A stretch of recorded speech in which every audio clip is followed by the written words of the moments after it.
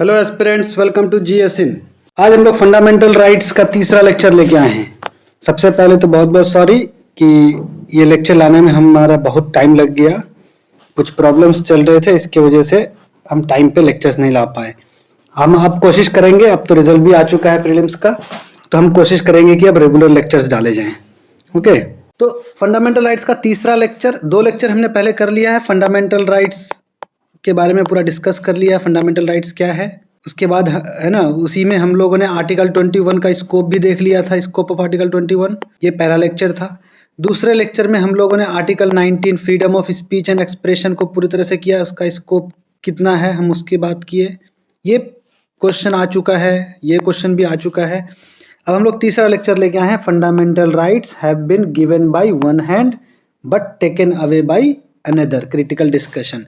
ये भी क्वेश्चन आ चुका है। तो बेसिकली क्या है कि इसमें बात कर रहे हैं कि फंडामेंटल राइट्स जो हमें कॉन्स्टिट्यूशन ने दिया है, तो हम लोग गिवन एस्पेक्ट की बात करेंगे और फिर टेकन अवे मतलब रेस्ट्रिक्शंस की बात करेंगे, जो कॉन्स्टिट्यूशन में रेस्ट्रिक्शंस भी दिए गए हैं कि नहीं, कहाँ कहाँ पे आपके फंडामेंटल राइट्स आपसे छीने जा सकते हैं। तो हमें इन्हीं चीज़ों को बात करना है, क्रिटिकली इसको डिस्कस करना है। ओके, तो let's begin our lecture. Introduction. Basically क्या है, fundamental rights part 3 of the constitution में इंश्राइंड है। ओके, 12 से 35 article to safeguard liberty, justice and dignity.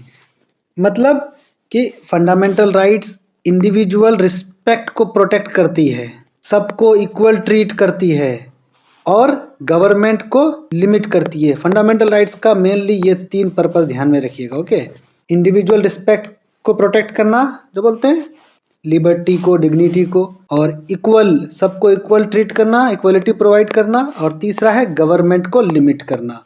ये 3 इंपॉर्टेंट पर्पस है फंडामेंटल राइट्स का। They are described as justiciable, meaning citizens can approach the courts for enforcement. मतलब अगर आपके fundamental rights का वायलेशन होता है तो आप कोर्ट जा सकते हैं इनके इन्फोर्समेंट के लिए, और कोर्ट इसको इन्फोर्स करेगी। तो राइट का वायलेट हुआ, राइट वायलेट्स हुए, आप जाइए कोर्ट कि हमारे राइट्स का वायलेशन हो रहा है, कोर्ट उसमें रिट जारी करेगी और अलग अलग तरीके से उसको इन्फोर्स करेगी। तो इसी को बोलते हैं जस्टिसिएबल होना। Article 32 of the constitution, that is right to constitutional remedies. इसको बाबा साहेब अम्बेडकर ने heart and soul of the constitution बोला है। इस पे अलग क्वेश्चन भी आता है, आ चुका है 78th में, इस पे हम लोग चौथा लेक्चर लेके आएंगे। ओके, तो बेसिकली बाबा साहेब अम्बेडकर का कहना था, अगर आपके राइट्स का वायलेशन हो रहा है, कोई आपके राइट्स को वायलेट कर दिया और आप कोर्ट ना जा पाएँ, तो उन राइट्स का कोई मतलब नहीं है। तो कोर्ट जब तक नहीं जाइएगा, जब तक आपके पास रेमेडी नहीं होगी, तो इन राइट्स का कोई मतलब नहीं है। तो इन राइट्स को रेमेडी कौन प्रोवाइड कर रहा है? अगर वायलेशन होगा तो रेमेडी हमें आर्टिकल 32 प्रोवाइड कर रही है। तो आर्टिकल 32 के तहत ही हम लोग इसको जस्टिसिएबल बनाते हैं। हम लोग कोर्ट में जाते हैं और कोर्ट इसको इन्फोर्स करती है। तो फंडामेंटल राइट्स को गारंटी करने वाली आर्टिकल है, ये गारंटी हमें आर्टिकल 32 से आता है बेसिकली। तो पूरे फंडामेंटल राइट्स का प्रोटेक्शन कोर्ट कैसे करेगी? जब तक उसको गारंटी नहीं मिलता है, ये आर्टिकल 32 के तहत। इसीलिए आर्टिकल 32 को heart and soul of the constitution बोला गया है। Yet critics argued that these rights, though guaranteed, have often been curtailed or restricted by the state, giving rise to famous statement, fundamental rights have been given by one hand but taken away by another। तो fundamental rights absolute नहीं है, इसका यही मतलब है simple कि fundamental rights absolute नहीं है, इसमें रेस्ट्रिक्शंस लगे होंगे, कंडीशन के साथ आपको फंडामेंटल राइट्स मिले हैं। फंडामेंटल राइट्स आपको हमेशा कंडीशन के साथ मिले हैं, तो आपको उन कंडीशंस को फॉलो करना ही होता है। तो यही है, fundamental rights have been given by one hand but taken away by another. इसका इंट्रो में आपको इसी तरह से इंट्रो में आखिर में जा करके उसको मेंशन करना है कि इसीलिए बोला जाता है ये। आते हैं एक्सप्लेनेशंस पे। एक्सप्लेनेशन की हम लोग दोनों बात करेंगे अलग अलग से, पहले गिवन एस्पेक्ट की बात करेंगे, फिर टेकन वाली बात करेंगे। Okay, given aspect, fundamental rights empower citizens to express themselves, practice religion, move freely, seek equality and access justice। आपको बोलने की आज़ादी है आर्टिकल 19 में, घूमने फिरने की आज़ादी है, सबके लिए लॉ बराबर है, इक्वल है आर्टिकल 14 में। आर्टिकल 15 में डिस्क्रिमिनेशन मना करते हैं, ओके। आर्टिकल 16 में भी डिस्क्रिमिनेशन जॉब्स में डिस्क्रिमिनेशन मना करते हैं। आर्टिकल 17 में अनटचेबिलिटी ख़त्म कर दिया जाता है। 18 में भी इक्वलिटी की बात हो रही है। 19 में फ्रीडम की बात हो ही गई। 21 में आपका तो बहुत ज़्यादा स्कोप है, हम लोग फर्स्ट इसमें पढ़ चुके हैं, फर्स्ट लेक्चर में, है ना। आपको बिना रीज़न के आपको कोई हनन नहीं कर सकता, आपके राइट्स का, आपके लाइफ नहीं ले सकता है, जेल में नहीं डाल सकता है। और आर्टिकल 32 आपको कोर्ट जाने का अधिकार है अगर राइट्स का वायलेशन होता है। तो ये सारे राइट्स आपको मिलते हैं। आपको यही डिस्कस करना है कि हमें राइट्स दिए गए हैं ऐसा ऐसा करने का। तो ये गिवन एस्पेक्ट बोला जाएगा इसको, ओके। सेकेंड डायमेंशन है क्वेश्चन का, टेकन अवे एस्पेक्ट। मतलब सिंपल इसका अगर हम लोग बोले कि कुछ रीजनेबल रेस्ट्रिक्शंस हैं अंडर वेरियस क्लाउज, है ना। आर्टिकल 19 क्लाउज 2 से क्लाउज 6 तक, 31 के बाद और भी है, जैसे कि फंडामेंटल राइट्स को इमरजेंसी के टाइम पे सस्पेंड कर दिया जाता है, 352, 358, 300। ये आपको taken away aspect basically signify करती है कि राइट्स आर नॉट एब्सोल्यूट, इसमें रेस्ट्रिक्शंस होंगे। आपको राइट्स फ्री लाइसेंस नहीं देती है कि आप कुछ भी कर लें। मतलब आप बोलिए, आप बोल सकते हैं, मगर आप हेट स्पीच नहीं कर सकते हैं, आप किसी के नफरत नहीं फैला सकते हैं किसी के बारे में, आप वायलेंस नहीं क्रिएट कर सकते हैं। तो आपका अगर ऐसा देखेगा सरकार तो आपका ये बोलना बंद करवा सकता है। आप घूमिए, आपको घूमना मना नहीं है, मगर जब सिक्योरिटी रीज़न आती है तो आपका घूमना भी बंद करवा देगी। एग्जाम्पल सिंपल है, मूव हर जगह मूव करने का, जैसे कि ILP होता है ना, इनर लाइन परमिट। उसके बाद सबसे एग्जाम्पल लॉकडाउन लगा था कोरोना के टाइम पे, हेल्थ इमरजेंसी था, तो अब ये हमारा राइट्स का हनन हुआ ना। तो हनन नहीं है, ये रेस्ट्रिक्शंस है, रीजनेबल रेस्ट्रिक्शंस है, कंडीशन के साथ है कि आपको सिर्फ आपकी इंडिविजुअल नहीं, आपको कम्युनिटी का भी सोचना पड़ेगा, आपको सोसाइटी का भी सोचना पड़ेगा। रेस्ट्रिक्शंस में आपको नेशन का भी सोचना पड़ेगा। तो इन सब चीज़ों का सोच के ही आपको हर चीज़ करना होता है, अपने राइट्स का इस्तेमाल करना होता है, क्योंकि राइट्स के साथ ड्यूटीज़ भी हैं आपकी, ओके। तो ये अभी इलेक्शन हुआ था ना, इलेक्शन में बड़ी बड़ी रैलियां हुई थी, तो रैलीज अलाउड है, मगर क्या वायलेंट मॉब कहीं जा करके तोड़फोड़ करे हुआ अलाउड है? नहीं है। तो यही फ़र्क है राइट्स में और उनको एब्सोल्यूटिज्म से बचाने में, ठीक है। उसके बाद हम लोग आते हैं, और इमरजेंसी के टाइम पे 352, 359 के टाइम पे आर्टिकल 19 तो पूरी तरह सस्पेंड हो जाती है। आर्टिकल 21 भी जो है कभी कभार इसको भी सस्पेंड किया जाता है। एग्जाम्पल है, आर्टिकल 21 को सस्पेंड किया गया था ADM जबलपुर केस में। अब हम लोग बात करेंगे ये जो स्टेटमेंट है इसको कैसे हिस्टोरिकल एग्जाम्पल्स के साथ कि कैसे हुआ है ये और कब हुआ है। पहला हमारा है इमरजेंसी पीरियड 75 से 77।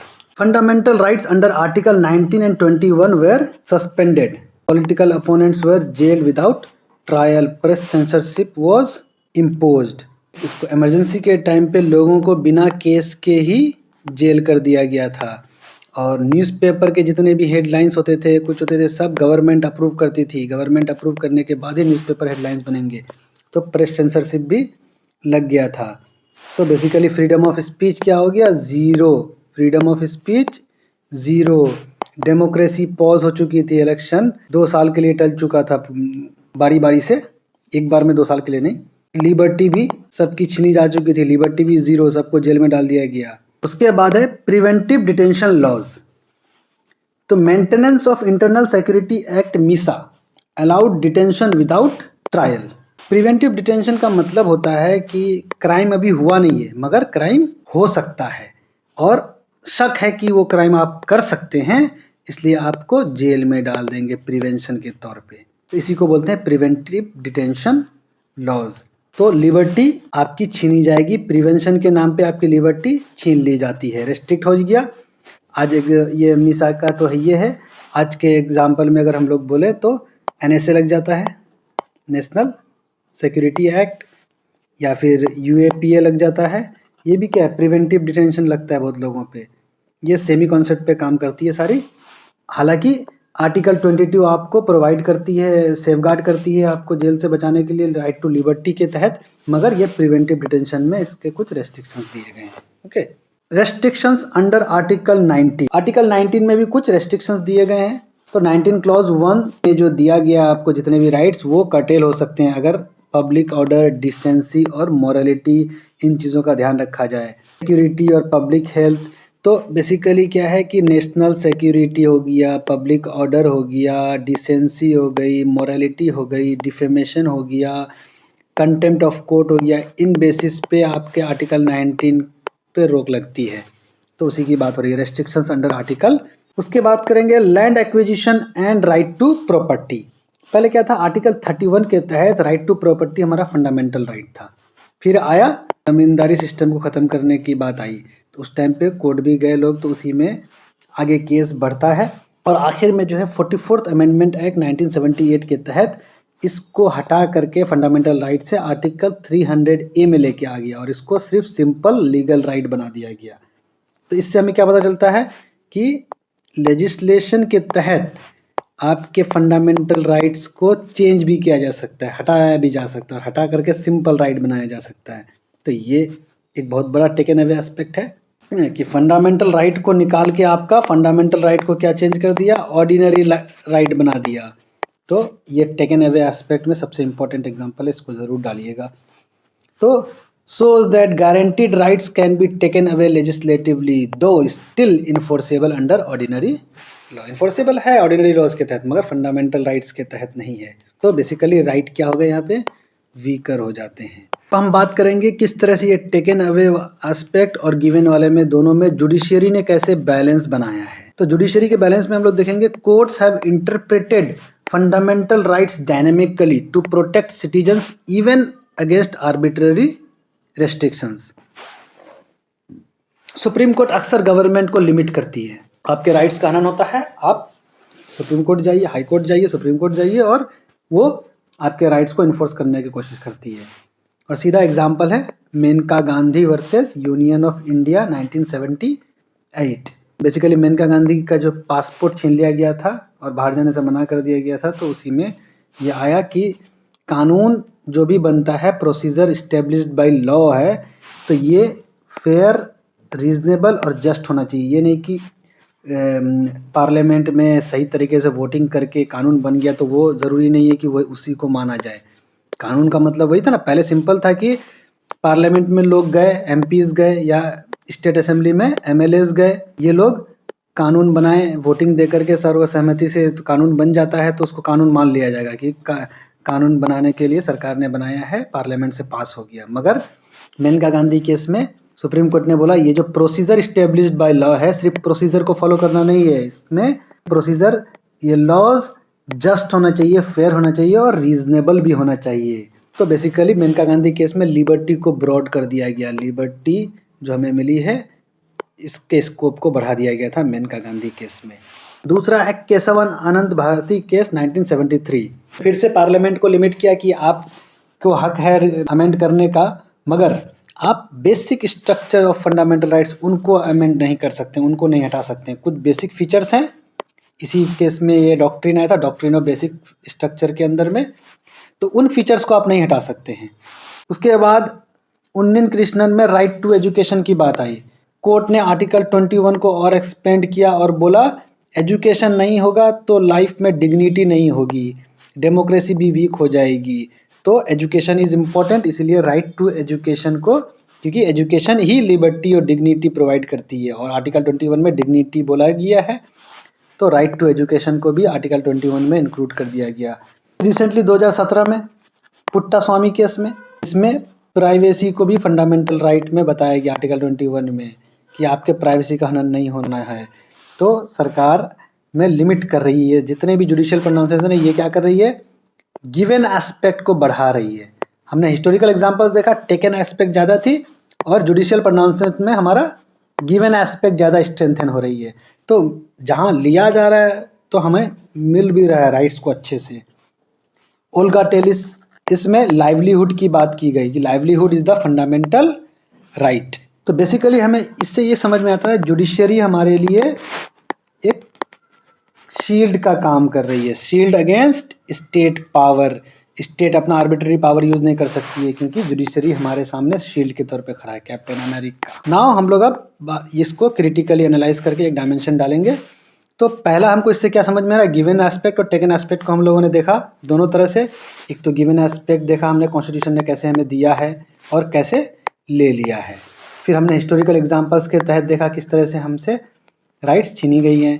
और फिर हमने जुडिशियल प्रोनाउंसमेंट देखा उसी के साथ कि किस तरह से हमारे गिवन एस्पेक्ट को स्ट्रेंथन किया गया है। तो गिवन एस्पेक्ट और टेकन एस्पेक्ट दोनों अच्छे से दिया गया है। अब हम इसको क्रिटिकली एनालाइज करेंगे। तो पहला हम लोगों को क्या समझ में आया इससे, कंडीशनल नेचर ऑफ राइट्स, मतलब fundamental rights are not absolute. ये आपको इसमें कुछ रेस्ट्रिक्शंस लग सकते हैं। Their enforcement depends on reasonable restrictions, especially किस बेसिस पे, security, public order, morality, emergency situations, इन बेसिस पे फंडामेंटल राइट्स पे रेस्ट्रिक्शंस लग सकते हैं। ये पीटी में भी आया था। Okay, tension between liberty and security, basically बाज़ दफ़ा ये हो रहा है कि individual freedom and collective interest, इनके बीच में एक टेंशन आ रहा है कि किसको ज़्यादा प्रायोरिटी मिलना चाहिए। तो ये बेसिकली क्या करती है, टेकन अवे इसको आगे बढ़ाती है। कलेक्टिव इंटरेस्ट को आपको ज़्यादा ध्यान देना पड़ेगा।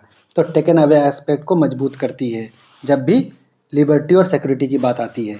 उसके बाद तीसरा है जुडिशियल सेफगार्ड। तो सुप्रीम कोर्ट ने इंटरप्रेट किया है राइट्स को एक्सपेंसिवली और बहुत बार गवर्नमेंट को लिमिट किया है। और इससे हमें क्या पता चलता है कि abstract guarantees to living instruments, मतलब बेसिकली कॉन्स्टिट्यूशन को, राइट्स को एक लिविंग इंस्ट्रूमेंट बनाता है सुप्रीम कोर्ट के जुडिशरी के इंटरप्रिटेशंस। राइट टू प्रिवेसी की बात होगी 2017 में, right to livelihood, right to education. उसके बाद है लेजिस्लेटिव चेंजेस। तो लेजिस्लेशन के ज़रिए हमारे राइट्स को डायल्यूशन हुआ है, कुछ शिफ्टेड हुए हैं। राइट टू प्रॉपर्टी को डाउनग्रेड करके फंडामेंटल राइट से हटा करके उसको सिंपल ऑर्डिनरी राइट बना दिया गया है। तो एक समझ में आता है कि हमें हमारे राइट्स दोनों में बैलेंस्ड है, मिलता भी है तो लिया भी जा सकता है। और फिर वही article 21A right to education को बाज़ाब्ता आर्टिकल डाल करके ये कौन किया, पार्लियामेंट ही करी ना। तो पार्लियामेंट में लॉ बना करके हमारे राइट्स को अगर डाइल्यूट किया जा रहा है तो लॉ बना करके कुछ आर्टिकल घुसा के हमारे राइट्स को मजबूत भी किया जा रहा है। Shows that given hand can be partially withdrawn without violating constitution directly. तो हमें पता चलता है कि गिवन हैंड जो है, ये खासकर जब हम लोग बात करेंगे कि फंडामेंटल राइट्स को ऑर्डिनरी राइट्स में बनाया था, राइट टू प्रॉपर्टी को, तो गिवन हैंड को छीन लिया गया और ये कॉन्स्टिट्यूशन को वायलेट नहीं करता है। ठीक है, सुप्रीम कोर्ट ने इसको बताया कि हाँ ठीक है, फेल्ड कर दिया था। Now come to conclusion. तो statement is partly true but nuanced. Fundamental rights are indeed given to citizens, but the state can impose restrictions or curtail rights in specific circumstances. तो आपको हमेशा कोशिश करना है कि बैलेंस्ड वे में answer होना चाहिए। तो आपने जैसे देखा ना, पहला ही लाइन हमारा कंक्लूजन का कितना बैलेंस्ड है कि पार्टली ट्रू है मगर नुएंस्ड है। इंडीड गिवन सिटीजन्स को फंडामेंटल राइट्स दिए गए हैं मगर स्टेट रेस्ट्रिक्शंस लगा सकती है स्पेसिफिक सर्कमस्टांसेस, वो भी सिटीजन्स की भलाई के लिए है। राइट्स अगर रेस्ट्रिक्शंस लग रही हैं तो वो भी सिटीजन्स की भलाई के लिए है। Judicial activism has acted as the second hand trying to restore, expand and protect rights from arbitrary state action. तो जुडिशरी हमारे राइट्स को प्रोटेक्ट करती है और आर्बिट्ररी स्टेट एक्शंस को रोकती है और गवर्नमेंट को लिमिट करती है। ओवरऑल हम समझेंगे तो फंडामेंटल राइट्स आर डायनेमिक, ये चेंज होते रहता है, कंडीशनल, कंडीशन के साथ दिए गए हैं, एंड सेफगार्डेड, प्रोटेक्टेड भी है आर्टिकल 32 के तहत। Ensuring that while rights can be constrained the constitution provides mechanism for their revival and protection. इससे हमें पता चलता है कि राइट्स को अगर कॉन्स्ट्रेंड किया जा रहा है, छीना जा रहा है, तो कॉन्स्टिट्यूशन में मैकेनिज्म दिया हुआ है कि उसको हम लोग प्रोटेक्ट भी करवा सकते हैं और रिवाइव भी करवा सकते हैं। In essence the hand that gives can also restrained, but the judiciary strives to restore dignity and liberty to citizens, making fundamental rights a living, evolving safeguard. तो बेसिकली मतलब क्या है कि कॉन्स्टिट्यूशन हमें राइट्स देती है, तो कॉन्स्टिट्यूशन में ही बोला गया है कि गवर्नमेंट के पास पावर है कि उन राइट्स पे रेस्ट्रिक्शन भी लगा सके। और तीसरा, कोर्ट को जो है हमारे राइट्स को प्रोटेक्शन के लिए पावर दिया गया है। तो फंडामेंटल राइट्स को एक तरह से एक लिविंग डॉक्यूमेंट बना देता है। तो ये हमारा लेक्चर ख़त्म होता है दोस्तों।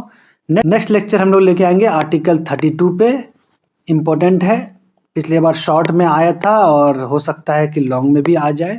तो ये इम्पोर्टेंट चीज़ है, हम लोग इससे हमारा फंडामेंटल राइट्स पूरा कंप्लीट हो जाएगा। फिर आपका फंडामेंटल राइट्स पे कहीं पे भी क्वेश्चन कुछ आएगा आप इजीली कर सकिएगा। चारों लेक्चर आराम से आप कर लीजिए अच्छे से, आपका फंडामेंटल राइट्स का एक भी क्वेश्चन नहीं छूटेगा। Okay, so next lecture will come soon. Thank you. जय हिंद, जय बिहार।